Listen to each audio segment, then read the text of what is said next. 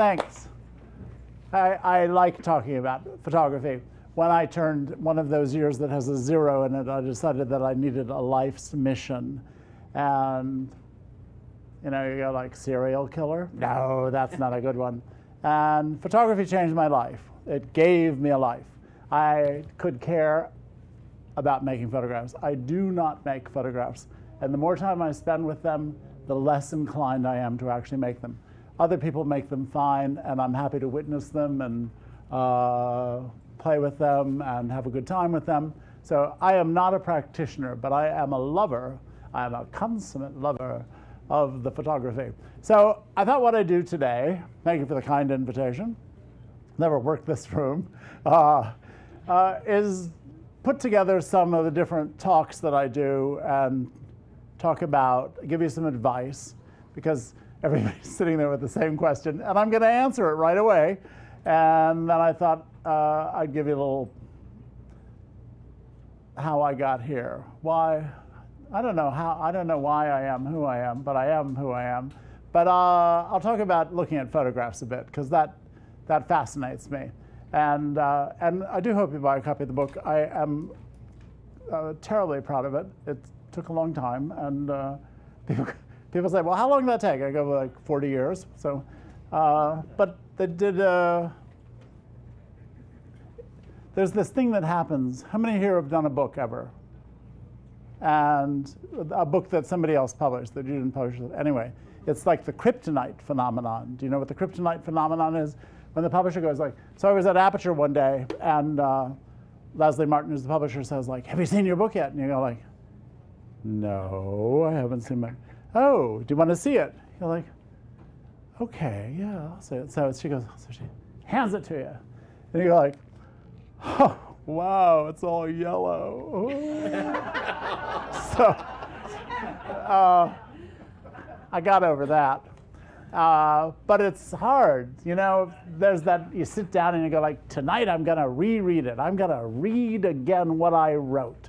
And then you go like, you read for about 7 minutes, and then you go like, I gotta go wash the cat or something, I don't know.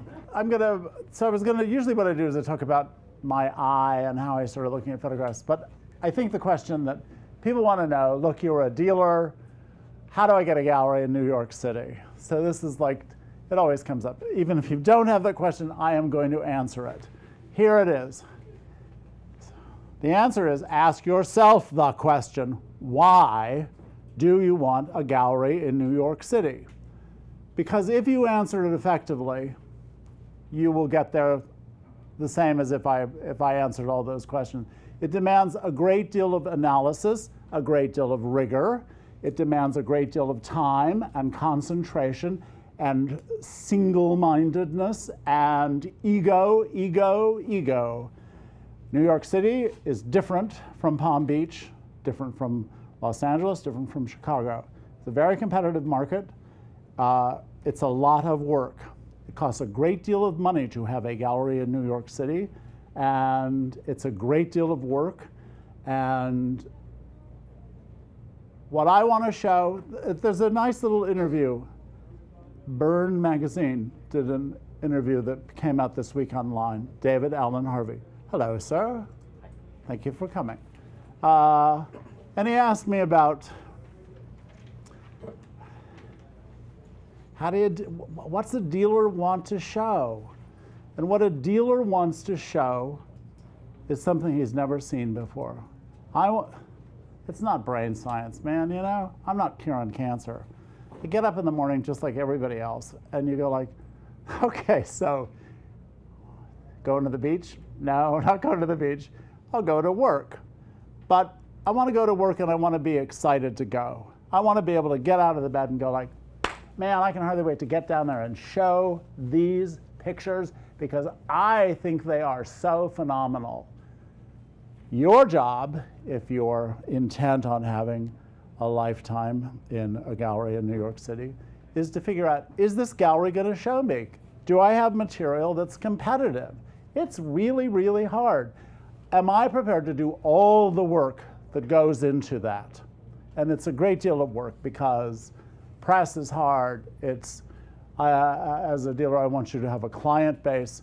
This notion that you're going to drop the pictures off at the front door, in some respects, is true. But overwhelmingly, it's a marriage, it's a collaboration, it's a lot of work. And then you want to be in the dance. You want to have some fun. I want to have some fun. I will say that my attitude about dealing was always conspicuously sunnier than a lot of my colleagues. So this is how the book starts. This is a photograph of me. How does it start? This is a photograph of me. I'm the young boy, I don't know, 10 years old, standing at the base of the stair behind the post, out of sight, hidden, unseen. Photograph is by Ralph Eugene Meatyard, and it was made in the 1960s. The book goes on to say, okay, it's not me. But it's a key to me as a collector, because for 40 years of collecting, I bought photographs of people, magical, heart-stopping images of people in which you don't see their eyes. What's that all about? You know, I have no idea. I have no idea. That's what it was. It was like the voices. You know, you get the voices and go buy these pictures. So I went out and bought a picture one day. I bought this picture. I bought that picture at Christie's one day. Christie's, Sotheby's. Whatever. I didn't have any money. I was an actor. I did have money. I had enough money but to buy that picture. That picture cost $300 in like 1910. No, that's actually what it's from. So this would have been in the 70s, 80s, whenever I started. Anyway, you know, I was somehow, the thing about photography is everybody knows about looking at photographs. If you live in the Western world, you look at millions of photographs. You know, the good ones from the bad ones. You get up in the morning, open the door, New York Times, or the Newark Herald, I don't know, whatever. New York Times. You know, you look down, because they're on the ground, and you look at that picture and you go, that's a good picture. First thing. Or you go like, no, no, no, no. Good picture this morning. Picture of Obama, that was a good picture. And you know, if you've got this photo thing going, you're already like cooking. You go, that was a good picture. So it's a different art form from sculpture, dance, theater, anything. Because you know all about photographs. You know the good ones from the bad ones. You may not be able to articulate it, but at some point, you know, you've got this little vetting system of your own. So I buy this picture because I'm compelled to find this romantic picture of some woman who's not making contact with the photographer. That was always the deal for me. I don't like portraits because I don't think they are the communication between the model and the photographer.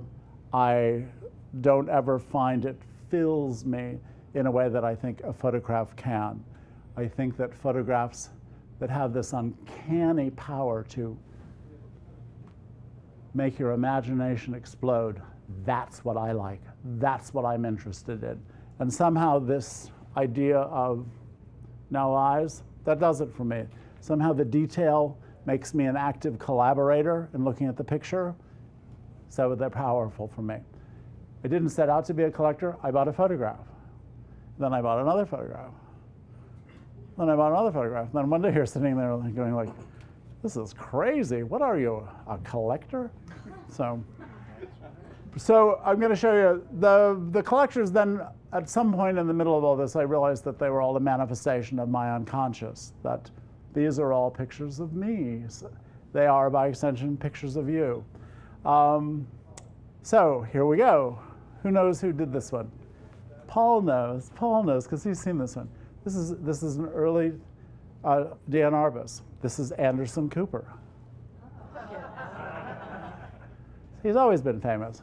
I love this picture. It's like this Buddha that's been slathered in Vaseline, and it's just, it changes for me too. I like when a picture, you go up to it and you go like, oh wow, hadn't thought about it that way. So it fills you up a different way each time you go to it, like a replenishing well. And then you get a picture like this. This is Adam Foose. This is a one of a kind, a cameraless. This is a photogram of a baby. This is Barbara Morgan. This is a picture of her son Lloyd. I love backs of heads where the head has this like great, somehow there's this like infinite sense of space with the way the head is modeled and everything. Steichen, or a late Steichen. This is Wayne. Who was the guy that worked on Family Man? Wayne Miller? This is his daughter. Jumping. Dana Miller. And I don't know. That's who it is. Edward Steichen. Henry Wessel. So I don't tell people this is a picture of my father, too, by extension, because my father was always looking off into the distance. We're not close. And formal. And formal. It's true. Distanced. This picture is cool. He's out of context. Well, I think you can put it in any context you want. No. This is a Walker Evans portrait of a friend of his, Paul Grotz. I love the doubleness of it. Mapplethorpe, beautiful still life, but it's a head. And people used to say, gosh, this themed collecting has got to be really confining. And you go like, no, actually it was liberating. I can look at pictures really, really fast. You go like, no. And I think one of the things that's valuable in looking at photographs is to know what your taste is. Not to reaffirm your taste all the time, but to challenge your taste. You go, I know what I like. I like strongly vertical pictures. I like information in the middle of the frame. I have double vision in both eyes. I actually see like 64 of everything, so don't confuse me. Sandwich negatives, not on my watch. Thank you, you're a nice man. Dwayne Michaels, Illuminated Man. I think this is a really good kind of iconic version of the whole collection. That's what I like. Robert Frank. So I'm showing you some of the famous people in the collection. One of the things that distinguishes the collection, and I think one of the things that you find in the book, is that I love cool pictures, and I don't care who made it. If it really floats my boat, I'm just like, that just makes my day. I just think that's so much fun. I saw a picture today in a gallery. I knew it was there, and I wanted to go see the print of it. And it's not the best picture in the world, but Alex Prager has a show at Yancey Richardson.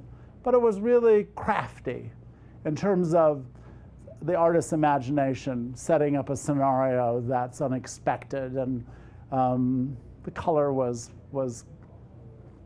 fine. The print wasn't that great, but it was, you get a little, you can kind of like check off the things you like. Print, 70, imagination, 90, things like that. Chun Hawks, Dutchman, who really a favorite guy, who has always made images of himself. They are these great kind of existential riddles, looking at himself, looking back. They're silver prints that are printed very large, and then he overpaints them. Too much free time. He's very funny, very silly guy. This is a guy named Todd Watts, the very last old man. Master printer. He printed all the Bernice Abbott stuff in the 80s. Really wonderful stuff. And this was his super. Anyway, Irving Penn, self-portrait. Anyone ever seen this picture other than people that have seen me? I walked into Christie's. Oh, you're fired. So I walked into Christie's one day because I love going to look. You go to an auction, and auction houses are great because you can touch them too. That's one of my favorite things, is to go in, if they have an portfolio, is to see these art buyer girls. They'll have little white stockings on and little Chanel shoes, and they have white gloves on, and they want to look at the Mapplethorpe portfolio. Do you know what's in the portfolio? Well, it's some dirty stuff. We won't be seeing those pictures today. But you see these little girls go like, oh, wow.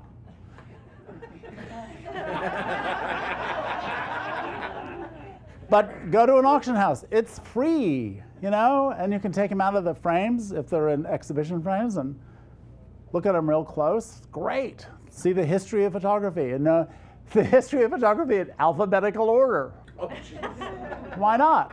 Or whatever. So I walk into Christie's, and I see this picture on the wall, and I know immediately it's Irving Penn. I don't know how, because I don't think I'd ever seen a picture of Irving Penn. Whoever saw a picture of Irving Penn? You have now. That's Irving Penn, the late Irving Penn. I adore Irving Penn, the best. He's it. Students, if I taught any kind of I don't teach a technique class. I don't teach a class about making pictures. I teach classes about thinking about pictures.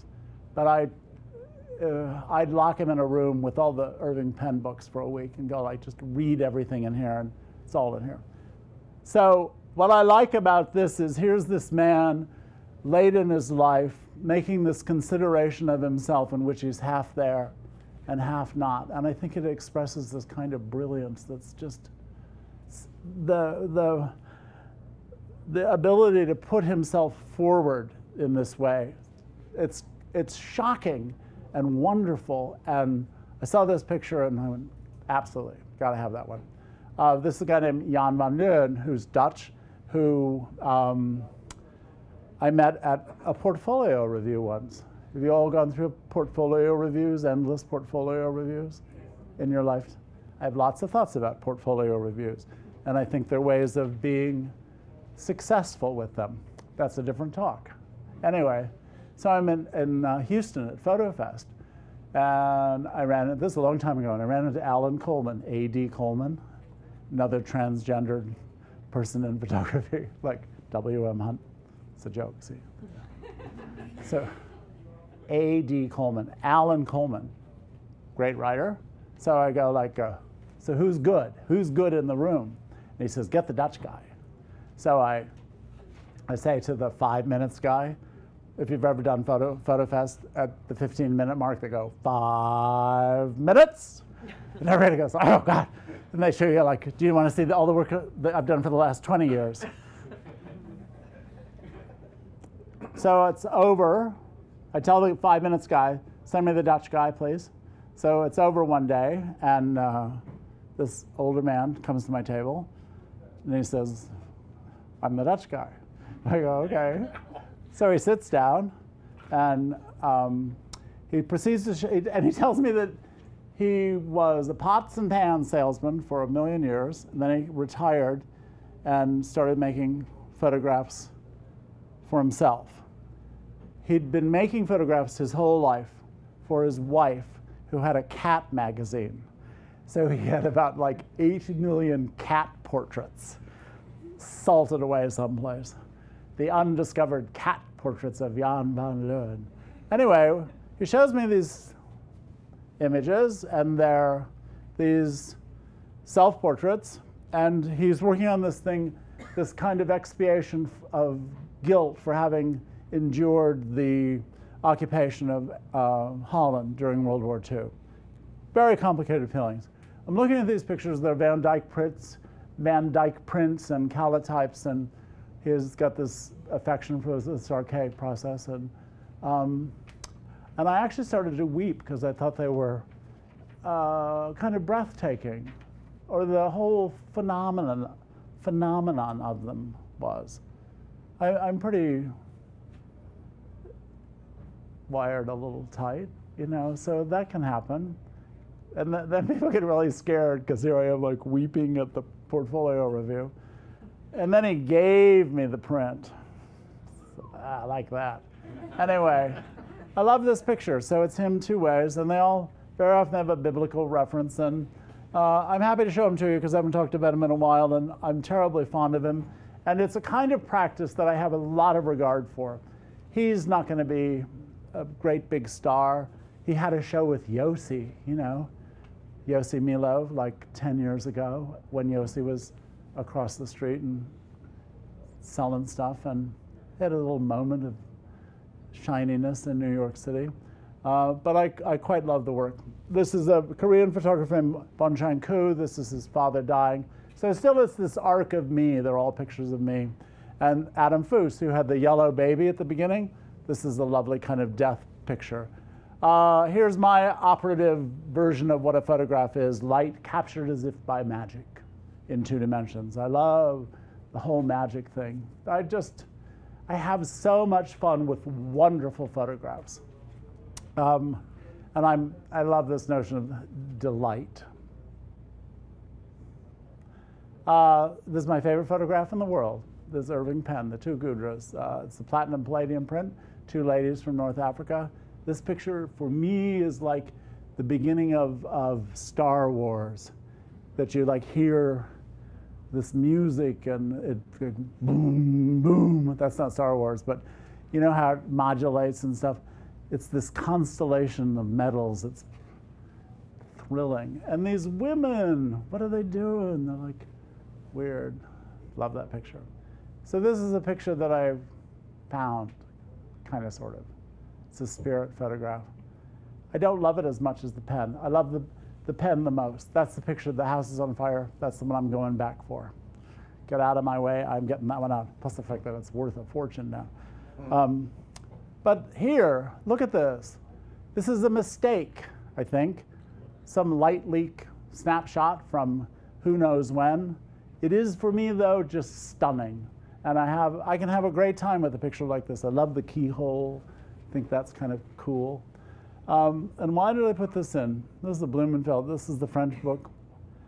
These are transcendence, examples of transcendence pictures, because I think that's what the collection begins to be about, me seeking a kind of release. This is Arthur Tress, Friedlander, self-portrait, Cortege, that's well-known, Martinique, and a guy named Michael Floman, who I have represented for many years, who's from Montreal, who works with homemade film and chemicals and light, and he just has way too much free time. He's always running around catching snowflakes and making photographs with snowflakes. And this is, I don't know what this is, the sun. Why not?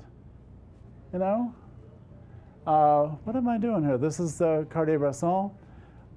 These are still articulations of me. André Breton, classic surrealist photo booth picture, self-portrait. I saw this at an art fair in Paris, and I went, you are so screwed. Because, you know, I look at this and I go like, are you doing this or not? So you go, this is going to cost you some money, sucker. This is an artist named Gerald Slota. I have history with Gerald Slota. He's actually how I became a dealer. I had been a fundraiser for a couple of years, Photographers and Friends United Against AIDS, which was, it was a life-changing period for me, because I loved calling people and hitting them up for money. It's great. It's just great. And so I stopped that, and I got this presentation from a gallery I'd never heard of, about an artist I'd never heard of. And I went down to see the show, got this review from Alan Coleman again. It was like Jesus was making silver prints down in Soho. You should go. So I went. I thought, these are way too expensive, but boy, these are cool. So they were all one of a kind. Gerald takes the negative and holds it prisoner for weeks on end. And this gallery was nuts. I liked them. I thought they were very different, unusual. And I ended up working for them for 10 years, and it was a terrific apprenticeship. And that's Gerald Slota. These are another picture. This is Neil Winokur. That's me. Look at the hair. Me as an artist, Larry Ginatino, a young boy from New Jersey, who I represented for another number of years until he had a heart attack. Good self-portrait of an artist.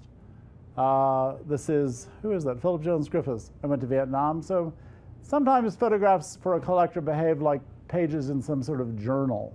They have personal references. I wasn't a Viet Cong prisoner, but I did go to Vietnam, and it's meaningful to me. Here's how some of the other ones behave. This is Robert Mapplethorpe, picture of Alice Neal shortly before she died. Here's how these pictures behave for me. I think that I bought this picture to rehearse my mother's death, which is really creepy. Nonetheless, you look at it and you go like, this picture was so soulful for me, and just the essence of this woman coming out of the bottom of the frame. How do you get that in a photograph? Mitch Epstein. I knew this picture for a long time, and I always thought it was really optimistic and, you know, red and going up the staircase of life. And for years I put it in slide talks, but I never didn't own it because I didn't own it. Then I wanted to put it in the book. So I called him up and I said, hey, Mitch, hey, how are you? You know that picture I really like? Can I put it in my book? and maybe I should buy it. So we worked out a very good deal, and I put it in the book, and got the print, took it home, and I looked at it and I'm like, oh my God, the escalator stopped. This guy is just like fat. So it behaves differently. The escalator is moving a little now. Anyway, there's David LaChapelle, Phyllis Galembo. It's to show you my eye. Siskin, Pleasures and Terrors of Levitation. I love pictures of people flying. Here's some 19th century. I never thought I'd have 19th century because I thought they'd all be dead guys. And I didn't want dead guys. I wanted lively pictures. Frank Sutcliffe, Excitement. E.F. Reinhardt. You know what this guy's name is? So I knew these pictures. They're platinum portraits of Native American chiefs. And I had been clocking them for a long time going, boy, I really like those work. Really like that work. Too bad they'll never get one from my collection. Then one day you're looking in some book and you go, Chief shot in the eye. Not bad. Pretty good. So, and then there's anonymous stuff. This is 19th century cabinet card. What's this girl doing? Why is she doing this? I also like the phenomenon, why did someone keep this? Man with a clock on his face. These are these ghoulish little baby death masks. Sure. Get that baby death mask picture out. We really love that. Show it to everybody. You know, like, what is that sensibility that keeps this picture? And then what is that sensibility that somebody buys that picture and takes it home? That would be me. This is my favorite, one of my favorites, just this anonymous CDV. And what are they doing? Please don't tell me. If you know what they're doing, do not tell me. There's a Weston called Neil Sleeping, which is Neil Weston sleep on a couch, on this gray velvet couch, gorgeous, gorgeous print. And he's lying there, and he's got his forearm across his eyes, and you go, oh, that's a perfect picture. And I have it in my collection. And then one day I met one of the grandsons, like Brett's son. And I said, oh, you know, I've got your grandfather's picture, Neil Sleeping, or your great-grandfather's picture of your grandfather. He said, oh, yeah. He used to get migraine headaches.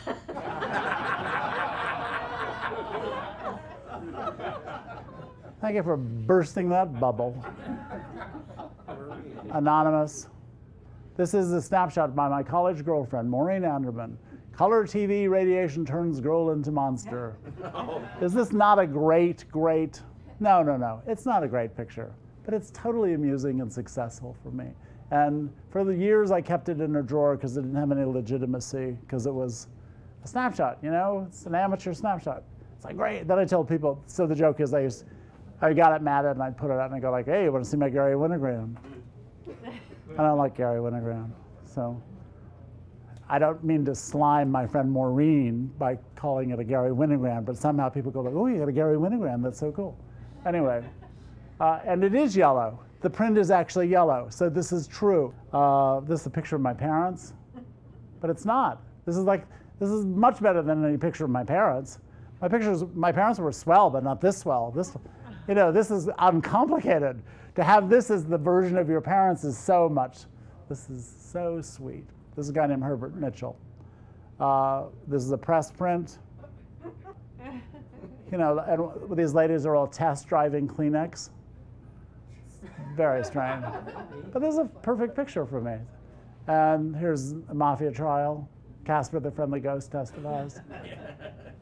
I have this bear fetish that the collection's actually called Collection Dancing Bear, but that doesn't come up so much as it used to. But this is like the worst day job you could possibly have. Where are you going, honey? I'll be back in about 15. I'm gonna kind of, what does your face show? Facial analysis. This lady barely has a pulse. Peter Sakir. I never thought I'd have a still life. Contains human eyes. Pretty good. That's like gold. And the end of so one day I'm in the Metropolitan Museum, and I see this picture by Bill Brandt, Dubuffet's right eye, and I lose my mind. Actually, the guards had to come and put cold water on me. That didn't really happen. But I saw this picture and I went like, oh my God, this is great. And your body is like just exploding with happiness and energy. What a fabulous, fabulous picture. And then on the way home, I'm going, but Bill, that guy's eyes wide open.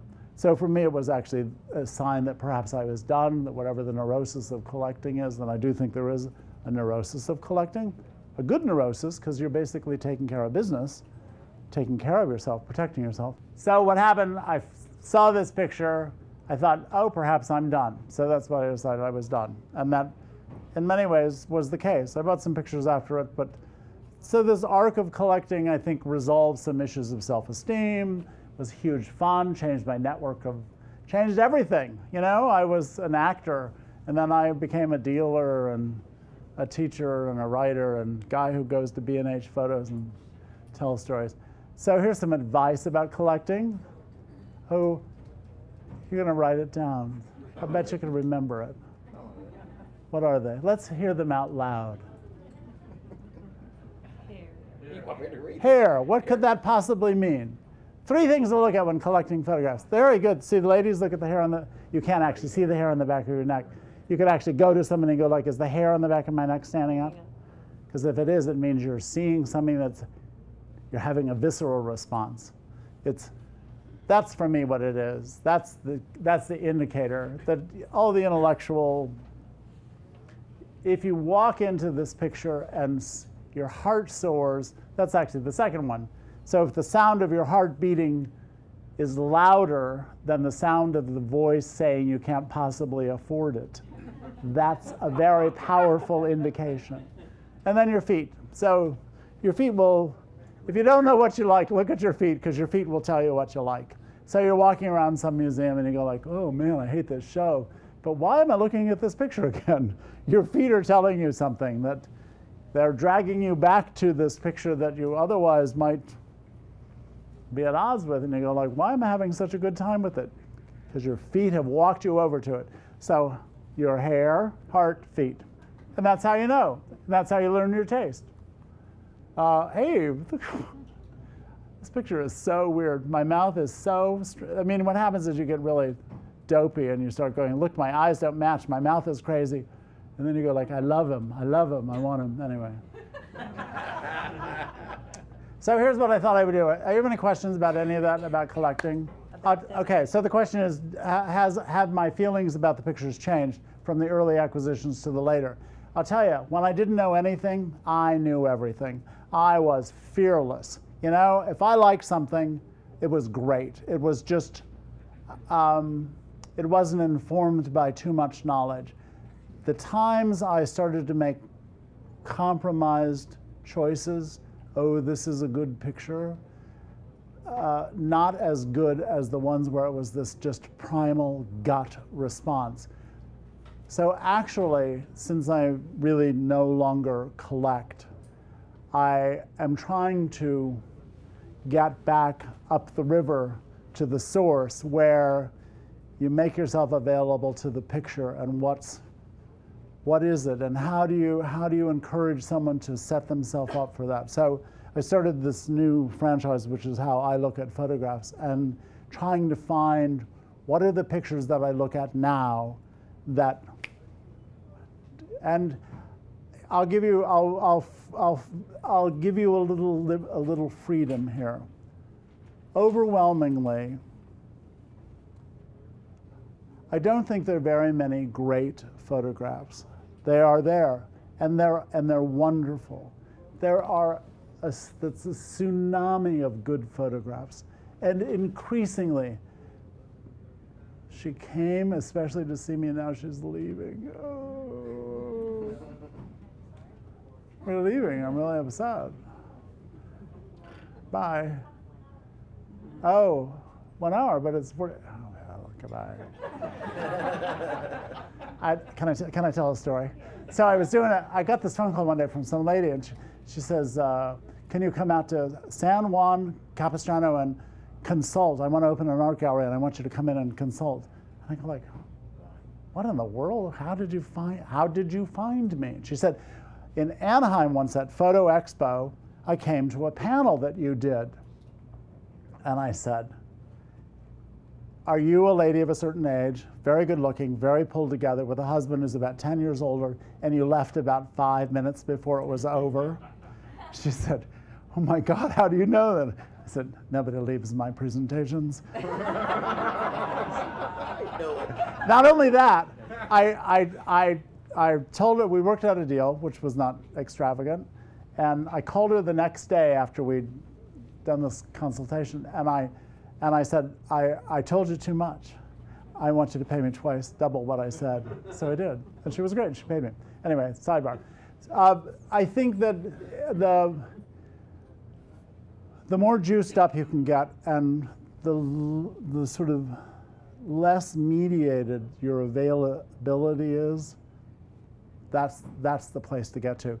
And I imagine that it's true for artists also, that the place you can get to where you're really cooking, where you're after the really great, exceptional. I mean, I think that in someone's practice, if they come up with a half dozen great photographs over a career, that's a job really well done, and you should always aspire to that. But so often people go like, well, what do you think of this one? Do you like it? And you go, yeah, I like it fine. But look at my feet. We're not dancing. I want it. I just want to be multiply moved. Thank you for filling that one in. So here's some advice. There's 10 of these. They're on your little list. I gave you a handout. That handout's worth the money you pay to get in here. That's actually a good. I did this years ago because I thought it was a way of structuring a conversation. And I think that Be Talented, this is for you. It's for everybody. Make of it what you will. Be talented. You know, if you're not talented, there are lots of ways to skin a cat in photography. You can do other things, and you don't have to try to be in the marketplace with it. But talent, every so often you meet someone who's just on fire. They are so talented. But it's like geniuses. There are not a lot of geniuses. But be real with yourself. Assess it. Do I have to really go through these? I like these, though. Which one should I talk on?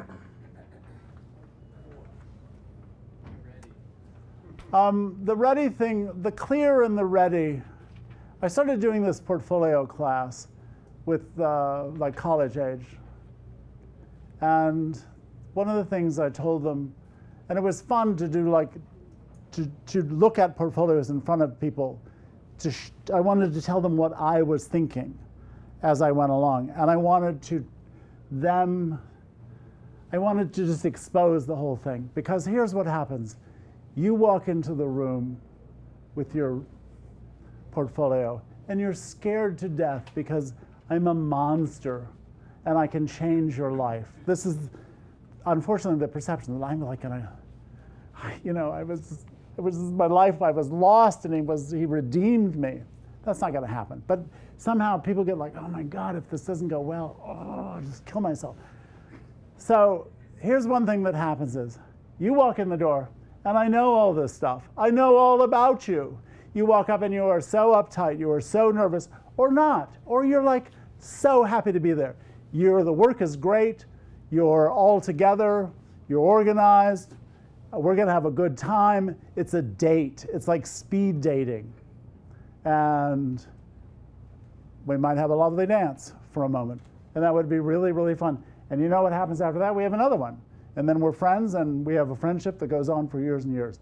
And that opportunity exists if you are able to, like, leave the baggage outside. You have these are the pictures. I have 18 pictures here. I have 8 pictures here. We're not getting married. We're meeting. So your process of how you prepared to meet me is immediately evident to me. I can see, we used to do portfolio drop-off at my gallery, and did it all, and I would have the interns put the portfolios out. And I would say, okay, which is the best one? And they would go like, you can't tell which is the best one. You didn't open them yet. I said, I can absolutely tell you which is the best one. It's this one. It's the thinnest one. This person is so confident in their work that they know that I'm going to get it based on very few pictures. They're so clear about their talent and about their practice, and it's all evident in how they presented themselves. So you have to recognize that on the receiving end of all of that, I know all this stuff. So use it to your advantage. It should liberate you. Like, okay, how am I going to be ready for this guy? If you're not ready to do it, then you got to rethink it. You got to go like, maybe I shouldn't go today.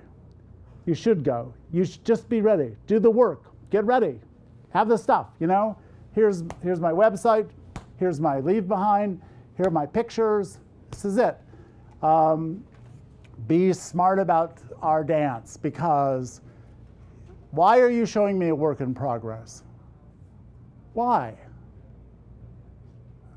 Maybe the next time we meet. But am I your teacher? What do you want from me? Figure it out, because that's being smart. And I got to tell you, I love smart people. Smart people are so much fun to deal with because they take care of everything for you. You don't have to do anything. Then I look smart. I've done a lot of work with picture editors over the years, and they think this is an odd thing, but I'm a resource for a good editor because they need eyes. They want other eyes out there. So if I call up Kathy Ryan 2-3 times a year and say like, I saw this Russian guy, it's great, she'll look him up. Kathy is very funny. Kathy is New York Times Magazine. She's also very funny. She says, she said, you didn't call anybody else, did you? That was new last year, because I told her I had called somebody else about somebody. Don't do that. Just tell me. But if I send her somebody that she uses and it's smart, then her boss thinks she's smart, and we're all smart, and then it's great. And you figure these people in magazines, it's a very hard job. How do you make it visually interesting week after week after week? Particularly people like at money magazines. I don't know how they do it. How do you make those CEOs look big eyes, big lips, whatever? Anyway, what else I got here? I like that, be merciless with yourself. That speaks to all of this. You know, when you're getting it ready, you go, is this it? Is this the best edit? Am I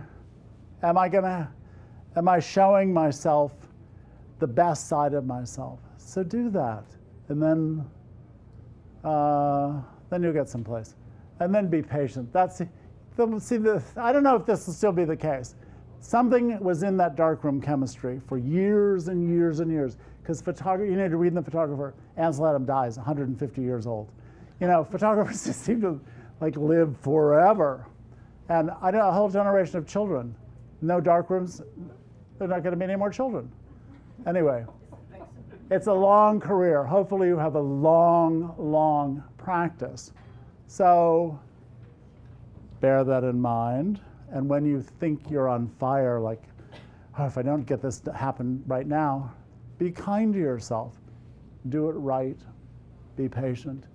And be full. Have a great life. You know, like, do stuff so that the pictures are great. Pictures should be exciting. Show me stuff that I've never seen. That's what I want. I want you to, like, knock me over.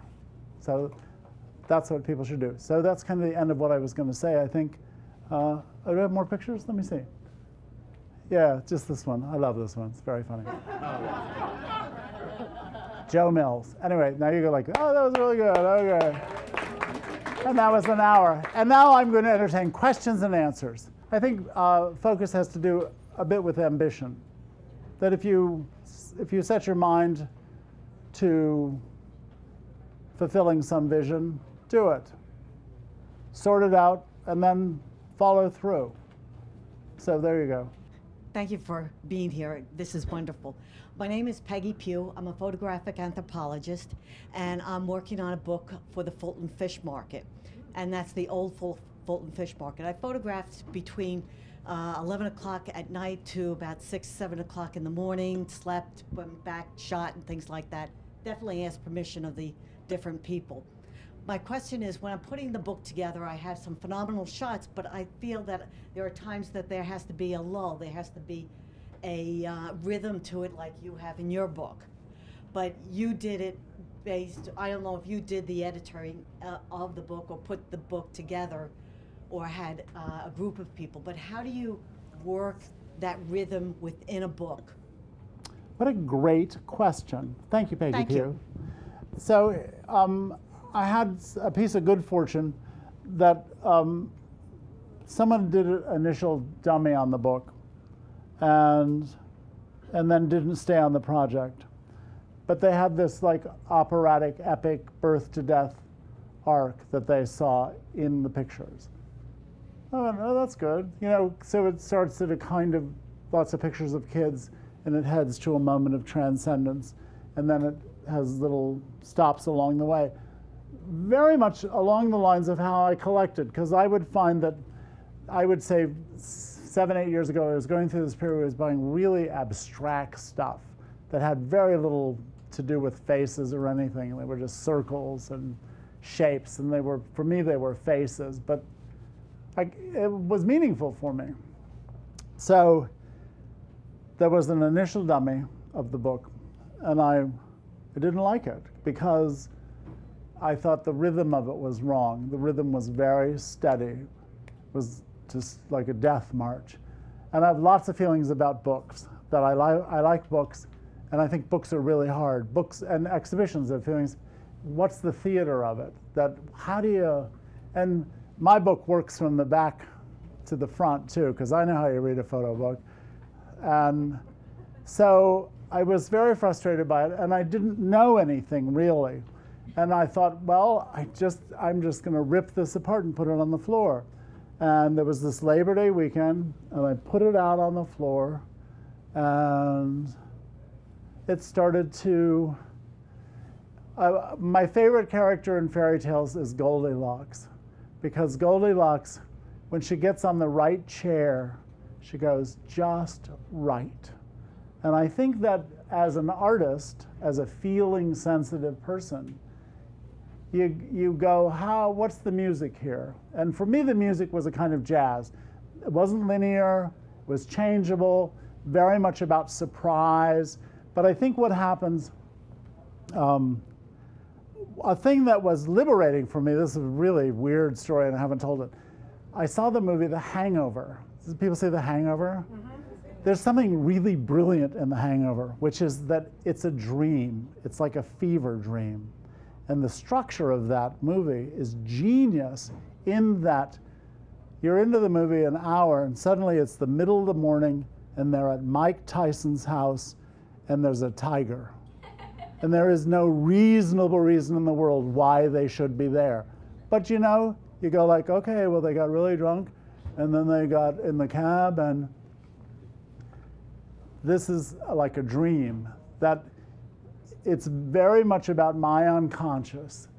But I'm being smart and I want to surprise you, and but I don't want you to distrust me. So you have to be a little artful or a lot artful and go like, come on, come on. And I think what happens, I think our success of this book is that you go, I don't know where this guy has taken me, but it's okay. And literally about a quarter of the way into the book, you go like, well, these are just brown. And I gotta tell you, that's the brown section. They looked good together because they were all brown.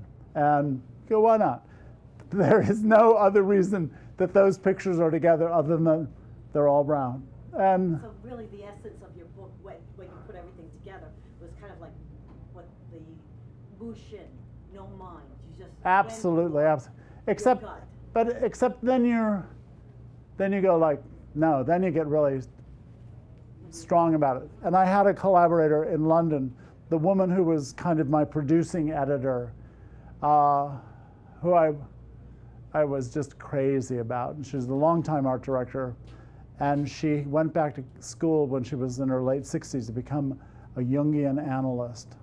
And so we would talk about these pictures, and I would go like, Connie, you know more about these pictures than I do. So we were very much into the weight of the pictures without having to say specifically what they did for us. But it's very, this looks with this, and you were always very conscious of the drive that you would go, no, this is a dead end. So I think you're unconscious, the more you're sensitive to it, it'll take you there. But you know when you look at a structure of a book and you get to something and you go like, what's this? Because what happens is you don't trust your guide.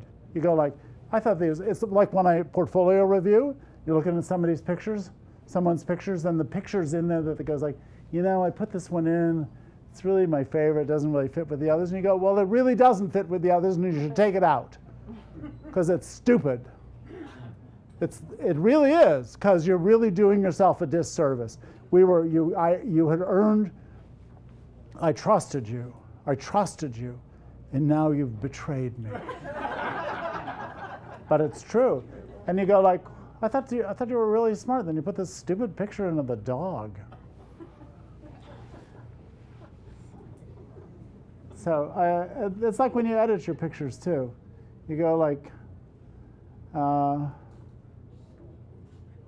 you have to be a little flexible about that because people always change the sequence of the pictures, and you go like, whoa! And then the photographer always goes, these are all out of sequence, and you go like, whatever. Did somebody else make these? Because you are the through line on the pictures because you're the artist. Anyway, this kind of goes back to the thing I said at the beginning, which is you answering the question for yourself. If that is the best articulation of what you have in mind, then I'll buy it. If you've thought through it, you've done all the work, this is the best, most perfect manifestation of this image, this is what I want, then of course I'll want it, because you'll be able to persuade me. And actually the image, the piece itself, the object will be so persuasive that I won't begin to question it. So it behooves you to sort through that. It then is the auditioning question. When people ask me, how should I audition these? You go like, they're not my pictures, they're your pictures. How do you want to audition them? How much homework have you done? What other examples of artists auditioning their work do you respond to? And then you will find the answer. A wonderful experience would be the perfect leave behind, and something that doesn't weigh anything. So that probably the way to do it nowadays is to have the wit to find me online and send me an email that goes, I'm the woman that you were fond of in the front row. Here's who I am. And all of you will have mailing lists. You all have mailing lists. Very hard to have a mailing list. None of this is easy. This is all hard stuff. My mailing lists suck, but I work really hard at it, and you try to make some sense out of it. So the perfect leave behind is the $100, and something that's beguiling, that's unique, and just finds its way into my radar, and it goes like, I'm her.